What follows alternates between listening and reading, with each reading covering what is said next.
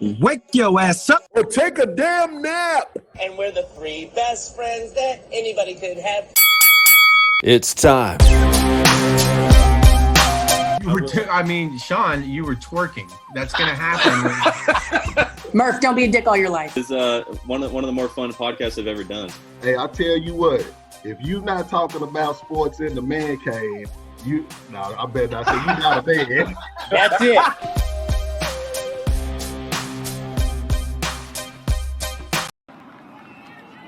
Toa ends up with 102 yards rushing. There's the Fries. And yeah, 5-second rule. Eat him off his back. Not even 5 seconds. And the Gatorade.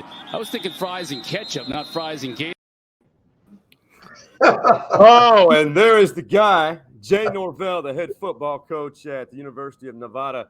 Are you still picking fries the Idaho out of your hoodie?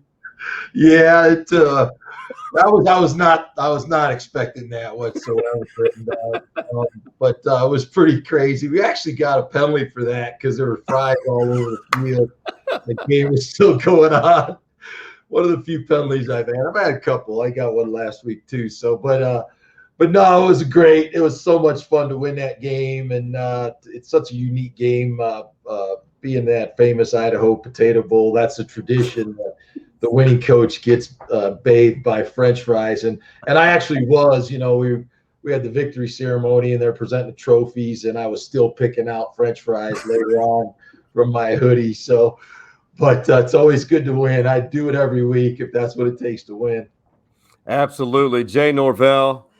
He's been in the game coaching for well over 3 decades, and he has joined us for episode 92 as we approach that century mark. And much love and respect to our sponsors, Jim Saxton State Farm Insurance Agency and Cosmic Coffee and Bar on the south side of Austin. Next time you're in town, Jay, we got to take you to Cosmic because they have live music stuff. That's something you like.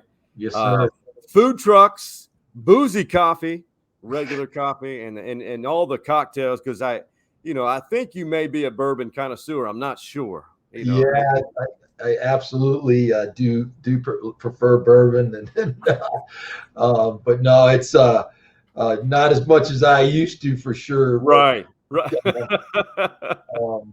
no, I love Austin and love my time there, and we recruit a lot of Texas. 100%. And that's a big part of the players that we add here to Nevada, and so excited about getting back. We got some coaches there this weekend actually recruiting, and so we're always excited to bring good Texas players to Nevada. It's Nevada has had a tradition of winning, and these last 3 years you've brought it back to some consistency, if you will. When you look back at where you've come from, your journey, it seems to all go back. There's the epicenter is Iowa. Yes, sir. Iowa and Hayden Fry.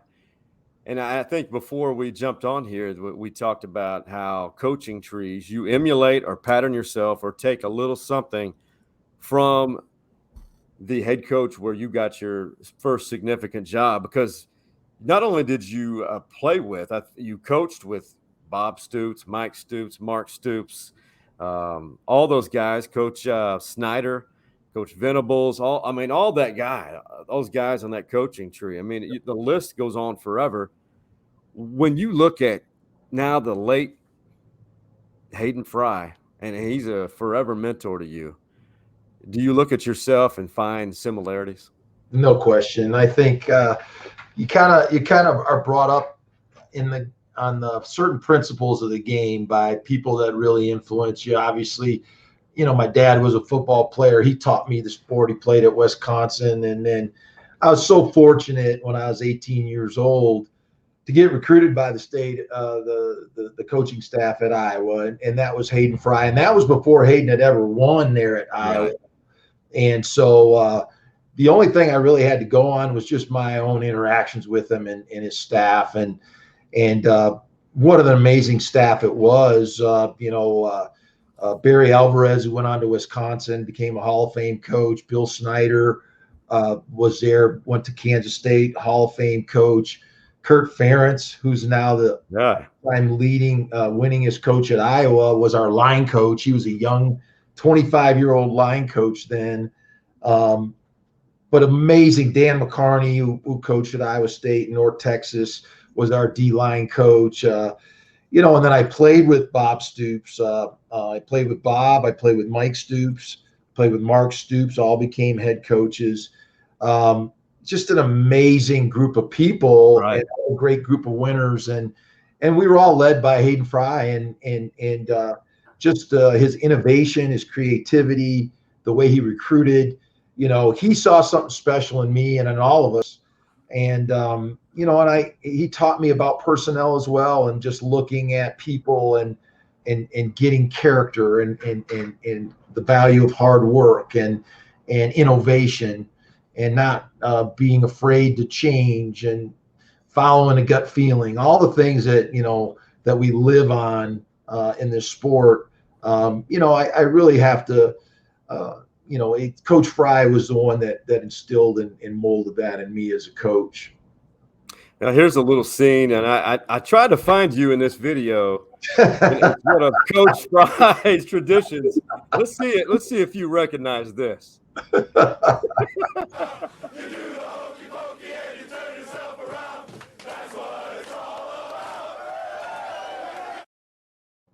Where's Jay Norvell in that video? I was in there probably spinning around doing the hokey pokey. I tell you, it's so funny, the most simple kind of corny things. When you have a whole bunch of guys that go to battle with one another, there's nothing better at the end of a game than to do that. And that was a tradition at Iowa. Coach Fry did it. We do one here at Nevada after the game, and it's kind of patterned on when the Saints come marching in, and we call it when the pack comes marching in, and we bounce around after the game and give 3 cheers for the offense, defense, and special teams. And it's absolutely my favorite song, and the best time of the year when we get to do those dances as a team. That is, and Coach Fry also, the visiting locker room. Yes. Or is it still pink at Iowa? It still is, yes, sir. And matter of fact, when I was at Iowa, that was one of my summer jobs. I worked for the school crew. And back in the 80s, when I was playing in the mid 80s, it really truly was painted pink. The walls were all pink, the lockers were all pink, and Hayden was a psychologist. He felt like that took away the aggressiveness of the opponent. And they've taken it to another level now. All the porcelain for the sinks, the toilets, everything is pink. And it absolutely drove Bo Schembechler crazy. We played 85, we played Michigan. We were ranked number 1 preseason, and they were ranked number 2. And so it was one of those classic games. And Brent Musburger was, doing the game, and we ended up winning on a field goal. We ended up winning 12-10, and by Rob Houtland. And but Bo was so crazy about that locker room. He used to make the managers come in the day before and put Michigan posters all up and down the locker room. And the locker room's on the second floor at Iowa, so you have to walk down a long stairway, and the whole stairway is pink too. Wow. So it's quite a unique situation, and Coach Fry had a little fun with that, and so it's just amazing. He told a story about that game, and he had one of his right tackles snapping on punts before the game, and he wasn't the actual snapper. And Bo was sitting there watching it, and the ball's bouncing back and going right and going left, and Hayden walks up to Bo, and Bo's looking at it, and Bo goes, "Gosh, Hayden, you're not going to have that guy punt today." And Hayden looks at Bo, and he goes, "We're not planning on punting today." So, but that was Hayden. He was just an amazing guy, very confident, and we learned a lot from Hayden. What I found, your journey through coaching. This is a lot of coaches. How I chose the path that I did And a little did I know, I never thought I would end up in Oklahoma, and was there for 6 great years. That's where you and I crossed paths. Yeah. And that you guys had a phenomenal staff. Yeah. Phenomenal staff. Yep. And everyone had their own, you know, from Kel Gundy to Bob Stoops to Mark Magino. I barely missed him. There's a long list of great men who were on that staff, and even at Oklahoma State. But I remember a certain interview we did from Ron L. Lewis from Dewar, Oklahoma. Yeah. Little old Dewar, Oklahoma. And I don't know if you remember this. It's a small clip. Oh, I laugh to this day about this, man. Wait, here we go. This is a small part. I have a lot of, hammer. I don't know. Some people call me Ro, this and that, and I don't know. It's all good. I don't really care. And it's quite obvious Rennell doesn't care who has the football in their hands. He operates in one gear, and that is seek and destroy. He's coming full speed, and he's going to make you pay for making him run out that long distance to get there. He hit one guy in a kickoff return last year from A&M, and the guy fell down 3 times trying to get to the sideline. It was one of the most amazing things I've ever seen. I was telling you, Ron L. Lewis, he was a hammer now. What a great kid. Oh, unbelievable. I wonder if he played in small, like 8-man football or something. I mean, he's tough as they come as the day long. That's a true story. He hit a guy so hard. First the guy went to the wrong sidelines, and then he fell down 3 times on the way. And I'm telling you, you got hit when that happens to you. That's what you call old school, got your bell rung. Yes, sir. That guy. I don't know where Rennell is now, but he was a throwback. Oh my goodness! And what a tough player.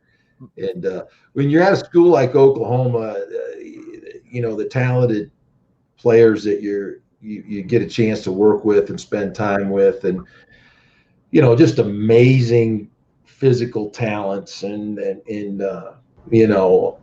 gosh, the other guy that comes to mind in my years there was Trent Williams. Yes. And just one of the most talented big men I've ever been around, and Longview, Texas, and what an amazing talent he was. And I think he's still playing. Yeah, he's one of the most talented guys in the NFL. I mean, just never seen a big man that explosive, strong, and he's obviously been an All-Pro, and just a tremendous physical talent. And we had many guys like that. Yeah, that was fun, and your personality, and whenever Bob opened up, Bob, it was funny. He would toy with us sometimes, but it was funny if you caught on to it. It was amusing. But you guys, great. I'm very appreciative of those 6 years, and I know. Sure. And then I go to Austin, and Charlie's hired, and then you circle back. You're in here in Austin, and that was, a good run for you. It was interesting. It's just a weird time for UT, to be honest with you. Yeah, it's a weird time. And I tell you what, it was really it was an honor to coach at Texas. I was there 1 year with Charlie. It was an honor to coach for Charlie. It really was. Yeah. And I've always been very appreciative of the opportunities. When I grew up dreaming about college football, to be able to play, to coach at Oklahoma, to be able to coach at Texas. The greatest game. I've been fortunate. I coached 6 years in the NFL. I coached in the Super Bowl with the Raiders, 2002, and playoff games with the Colts, and then national championship at Oklahoma. Yeah. But the Red River rivalry is still the greatest game I've ever had a chance to coach, and be able to coach for Oklahoma against Texas, and then for Texas against Oklahoma. It's just, you can't. It's one of the great things that's happened to me in coaching, and love my year at Texas. Was a crazy year. I went there and as a receiver coach, and then Charlie, gave me the play calling duties after the Notre Dame game, and just trying to maneuver through that year and do the very best we could with the things that we had available. Just some great memories. Being able to beat Oklahoma that year was a great thrill, and in the Red River rivalry and in the Cotton Bowl, and it's a year that I'll always remember, and a lot of thrills that year. We should co-author a book because we've seen both sides of the Red River. Yes, sir. Which is unique in itself, and you take away all of what's going on in society, and you just focus strictly on college football. You having coached and been behind so many different coaches and spin it and game planned. Me just on the media side of it. Yes, sir. I had to remove the fan card. I couldn't see it as a fan. And I'll tell you what, Jay, being a fan right now is still taking time for me to adjust to. Yeah. It's a different world. There's no doubt. There's no doubt. It's, the college football is so much a part of our society in America, and it's just so fun to be a part of. I've never had a real job. I got done playing, and I got cut. I'll never forget. I got cut by the Denver Broncos, and I went back to Iowa City, and I was walking down the street, and I saw Barry Alvarez, and Bernie Wyatt, and they're like, "What are you doing?" And I said, "I don't know what I'm doing." And he goes, "Well, you need to come down to the office, and we need a graduate assistant, and talk to Coach Fry." And it's just, that's how it happened. And I'm so grateful to those men and those assistant coaches. They're family. And we've done that here and everywhere we've been. When we recruit young people, you're coming into our family, and this is not something that we do for 4 years. It's a lifelong relationship. And I went to Iowa in 1981 and graduated in 85. And all those coaches that I played for, when I had an opportunity to get the job here at Nevada, they all called for me. And so, almost 3 decades later, they're still in my life. They're still very supportive of everything I'm doing. And that's what we do with our players. It's a family. Yeah. And, and that's the greatest thing about football. And, I get a kick. I saw some of your social media stuff, and you going back to Nacogdoches. That's never going to change. No. It's never going to change. That's part of who you are, and your lineage and your family. And so that's the best part about it. It's a beautiful thing, and it's that is a family wherever your alumni base, whether it be football or whatever group you are associated with. It's a beautiful thing, and it is an extension of family. Now, speaking of family, I never met him, but your brother, Aaron's an actor, and then your lovely wife, man, she's on a platform. How to combat cystic fibrosis, correct? Yes, sir. Yes, she is very visible and is an inspiration to those who can live and inspiring those to live a quality life. I tell you, I appreciate you bringing that up. And my wife, Kim, is an angel. She, we met at Wisconsin. We're both cheeseheads, but she was born with a disease called cystic fibrosis, and it's a chronic disease that affects your lungs and your digestive system, and there's no cure for it. And so when she was a child, her life expectancy was not even till she was a teenager, and a lot of kids died at an early age. And over the years, they've made a lot of advancements in the medication and treatment of the disease. And she's in her early 50s now. She's very healthy. She just got on a trial a year ago for a new drug called Trikafta, and it's been a life changer for her. She's exercising, she's hiking, and out here in Nevada, we have the Sierra Mountains, and she's up at the mountains of Lake Tahoe. We're probably going to go up there this weekend hiking, and but she's always, wherever we've been, whether it's been Oklahoma or Texas, she's always done fundraisers. And she's doing that here, and been very, very supportive of the Cystic Fibrosis Foundation. We do a run here at Nevada, a 5K, where we raise money for it every spring game. And we just are really appreciative and grateful, and thankful for her health. trying to make a difference for others that have the disease. No, that's a beautiful thing. So for those who are either watching or listening, what's the best website for people to learn more about her and either contribute or get involved? Yeah, in every state, it's the Cystic Fibrosis Foundation. If you just punch that into your computer, there's typically in the spring, there's always a walk in every community to support cystic fibrosis, but you can always go on there and donate and also volunteer and give your time if that's something you like to do. But it's the research, it's the money for the research. The money goes all to research and finding new drugs and medication to help people live a more productive life. And so my wife is a product of that. We're just grateful every day for her health, and she's continuing to work to help others as well. Yeah, she is. There's one site that sticks in my head. I'll never forget this.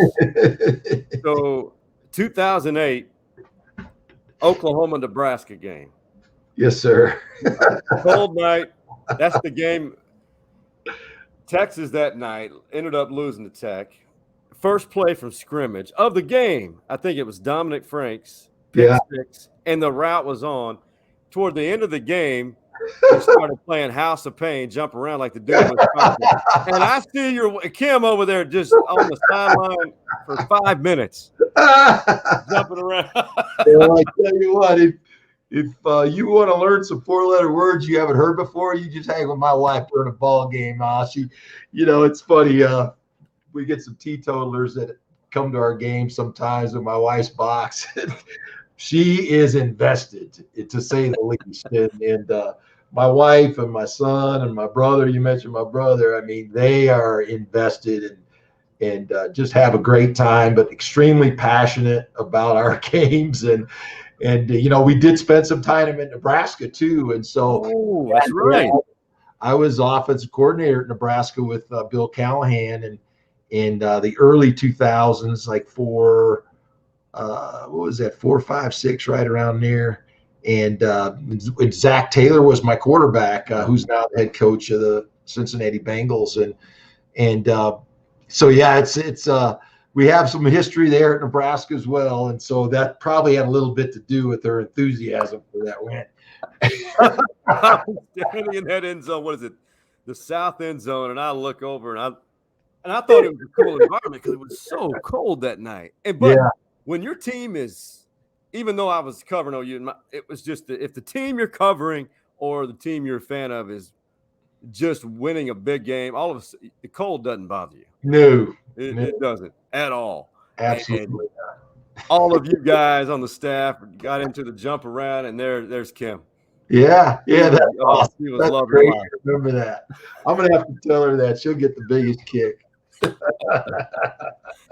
Hey, like all things, and I hate it when you're having fun, time goes by too quickly. So we're going to wrap this up with you, unfortunately, with the Saxton State Farm Insurance Agency man cave story. We've had a collection of some great ones, Jay, from locker room to life occurrences. There's something that's overly humorous that maybe you like to tell. Maybe it's about your family or somewhere along the way of your coaching journey, so to speak. Oh, goodness, gosh, where do I start? I mentioned the one about Coach Fry, which is always a great story. I tell you, boy, let me think for a second here. We've had so many. I've been around so many great people, and I was with the Colts with Peyton Manning, and people really don't understand the humor that guy has, and he's so famous for his preparation, but we just played a game against Cal where we beat Cal, and the offense coordinator is a guy named Bill Musgrave, and Bill's been a great coach in the professional level and in college, and but he was also a backup quarterback for us when I was with the Colts, and so, in NFL, you're around each other all day. You kind of get a little bit bored at times. And Peyton was really famous for playing practical jokes on everybody. So I'll never forget, he took some pictures and he went into Musgrave's locker and he grabbed his toothbrush and went into the bathroom and he started cleaning the toilet with it. He took pictures of it and they took pictures. They're laughing. They're cleaning the toilet. And they put it back in his locker. And I think they waited a couple days until they showed him the pictures. And I don't know if they actually clean the toilet with it, but I think Peyton's probably the only one that'll really know that. So everybody got a kick out of that. He wasn't yelling Omaha, was he? No, he loved yelling Omaha. I've never seen a guy make a bigger deal out of Omaha. Omaha doesn't mean nothing. It means zero. And I got my guy wants to call Omaha now. I said, you know what Omaha means? Nothing. It doesn't mean it is not an audible. Exactly. Oh gosh, man, Jay, that was that's the Norvell story I was kind of hoping for, man. Any of them you tell, it could be about the Stoops boys or anybody. That I did not know about that one. Yeah. Well, I'd give you one more if you got time. Okay, yeah. One of the things I'll give you a Cotton Bowl story. When we were, I spent many years at Oklahoma, and one of the packages that we had was the Belldozer package in short yardage. And so when I went to Texas, I'm looking at Tyrone Swoops. I'm like, this guy's the greatest. He's the greatest Belldozer quarterback you could ever dream of. And so we started doing that, and we kind of put it in to play OU. And the one thing was beautiful is that we always put it in with 22 personnel, 2 tight ends and 1 wide receiver. And that game, I knew Mike and Bob knew the package. So we put it in on 21 personnel with 2 wide receivers. And we just motioned the guy in and we ran the same package with Tyrone. And I'll never forget the first quarter when we first got into it. They saw Tyrone was at quarterback, and so Mike starts subbing and stuff, and he starts putting. He goes, "They're going to the Belldozer. They're going to the Belldozer." And then Bob's looking at him. He's like, "They got 21 personnel on the field. What do you mean they're not going to Belldozer?" So they call timeout, and then I could just see them going at each other, and if you're not familiar with the Stoops brotherly love, it goes both ways. And but we ended up, that was a big part of that game, and we scored a couple times with Tyrone, and we threw a touchdown out of it, and then he just did an amazing job that year and the year after with that, but that one brought a smile to my face when I saw the brothers Stoops, calling timeout and getting after each other a little. Oh my God. I've heard so many stories with this absolutely comical about those two getting into it. Can you imagine what it was like growing up in that? How did Bob describe it? An A-frame house in Youngstown, all in that small house? Yeah. And Bob's one of my closest friends, and I've known him since 1981. I mean, wow. I was a freshman at Iowa, and he was a couple years older than me and a captain. I learned from him as a player. I'll tell you another story about Bob Stoops, and this is all out of respect. We teach kids how to play hurt, but the difference between pain and injury. Bob Stoops played his senior year with a broken foot, and I used to watch him walk around campus at Iowa, and he could barely walk, and every Saturday he played his whole senior year. And so, he is one of the toughest guys I've ever been around. I loved him as a player. I tried to emulate him as a player. And obviously in coaching, he's had a huge influence on me and Mike and Mark, all of them, but great family. And they've given so much to the game, and I love them to death. Yeah, they're good people. Bob is, when I have the utmost respect, and Mike, what the public sees or hears is so far from the truth usually. What goes on? And did you guys before we wrap this up, did you guys ever find that amusing?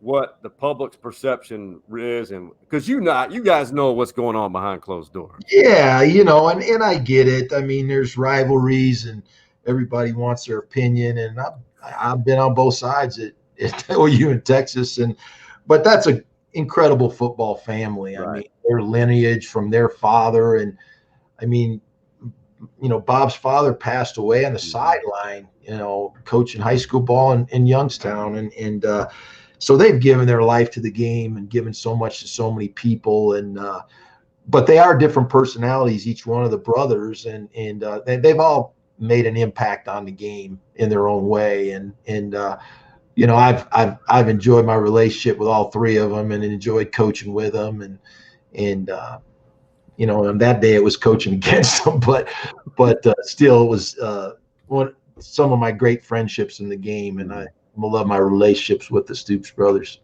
Yeah, they're good people, and man, I am overly grateful for our relationship. And yes, sir. The great game of college football brought us together, but from two different angles, of course. Yes, sir. No doubt. Jay, man, this has been fun. We'll have to do it again, and a trip to Reno will be in the near future. Yes, sir. I promise you that. And everybody watching, watch the Nevada Wolfpack. Coming off a bowl victory in a very strange season last year was for everybody. Yes, sir. Hey, good luck, Coach, and to your Wolfpack.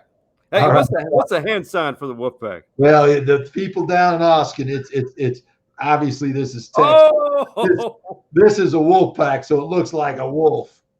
So that's how they do it out here out west. So it's all about finger placement. That's exactly right.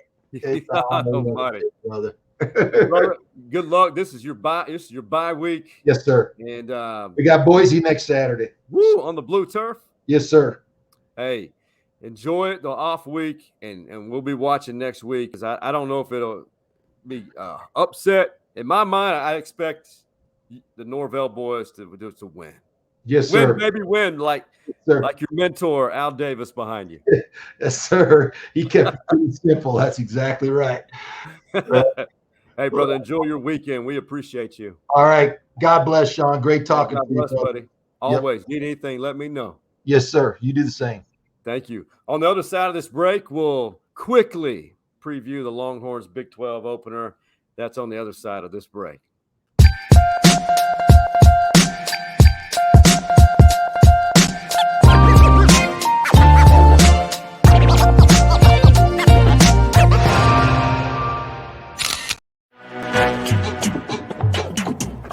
For all of your insurance needs, look no further than our primary sponsor, Jim Saxton State Farm Insurance Agency.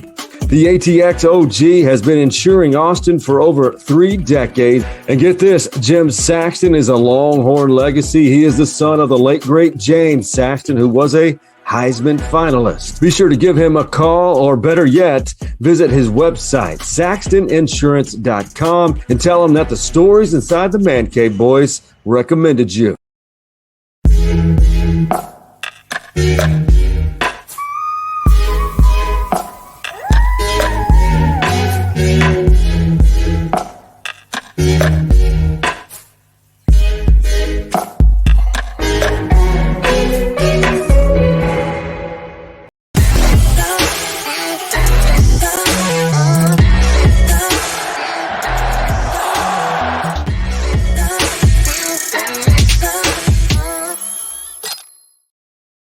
Hey, welcome back to episode 92. Man, an amazing interview with a great guy, one of the good guys of the college football coaching fraternity, Jay Norvell. Became friends with him and when he was at the University of Oklahoma.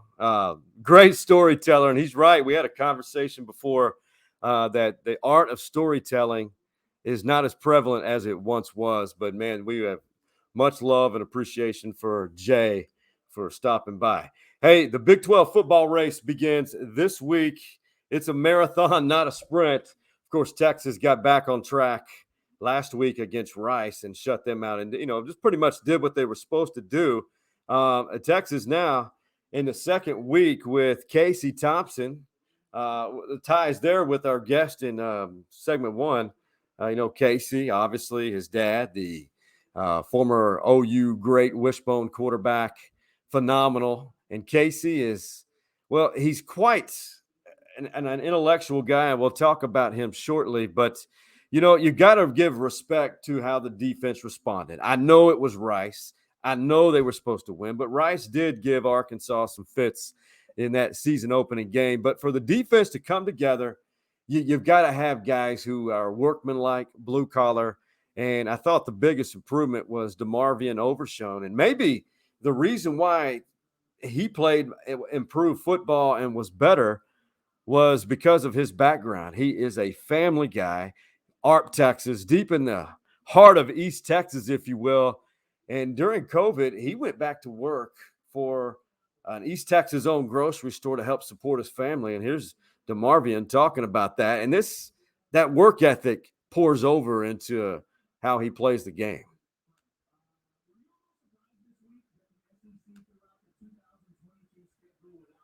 I was actually working at Brooks's. It's basically like a country AGB. I was unloading trucks, stocking shelves at the grocery store, just back home helping mom and helping the fam because, she works at the school. So they was out at the time.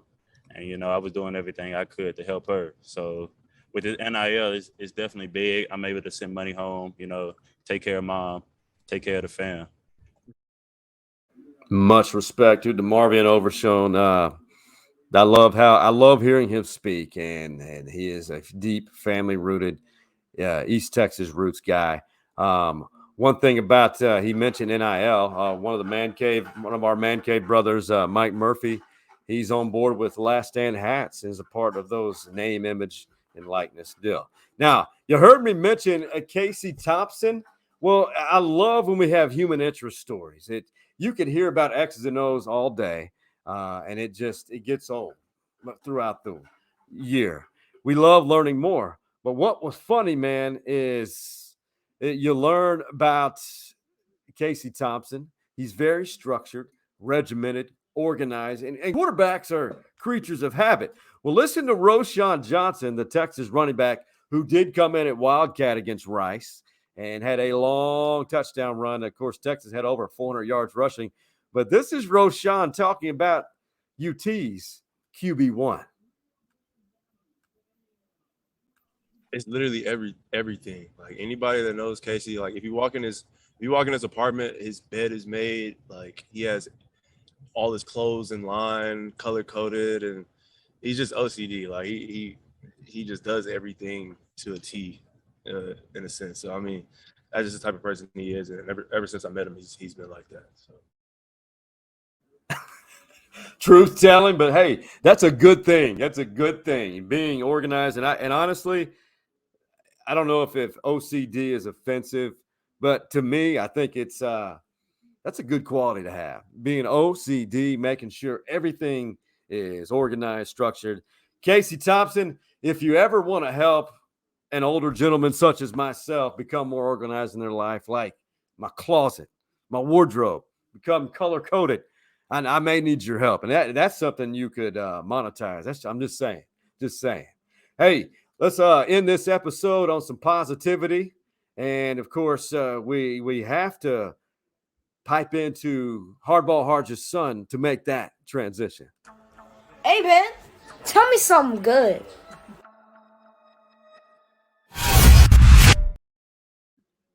Hey, I'll tell you something good. Last night or Thursday night, I finally got to see, I know you hear his name quite often, Jalen Reeves. He is the son of my now late best friend, Jason Reeves. Finally got to see him play in person. He just so happened to play against my high school alma mater, Anderson Trojans. It was a district opener, and I call play-by-play for the Anderson Trojans. But I'll tell you something good, man. I got to see Jalen play. Anderson did beat Pflugerville, handed Pflugerville their first loss of the season. But I'll tell you something good. And I hope college recruiters from Division III all the way up to FBS Power 5 level, there's prototypical sizes that you expect to recruit.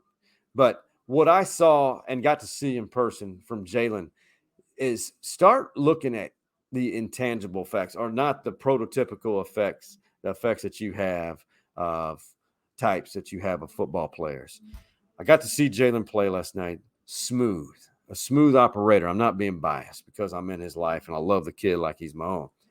Smooth operator on the field, composed, dialed in, focused, and he's all about his team.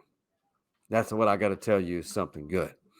Hey, next week we've got lined up possibly a somewhat of a comedian, and I don't want to spoil the surprise, but man, go out and have yourselves a wonderful week. Enjoy this football weekend that is this week. Of course, Texas starts at 11 a.m., and that could be the first of 3 consecutive 11 a.m. kickoffs for the Texas Longhorns. Of course, the big game up in Arlington.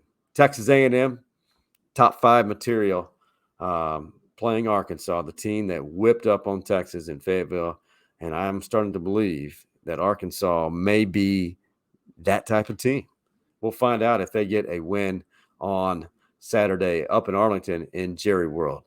For the Man Cave boys, Big Mike, Coach Mo, and Hardball Harge, all I got to say is have a fabulous week. And we out. You see the drippy, I'm fitted up. Hop in my car and the giddy up.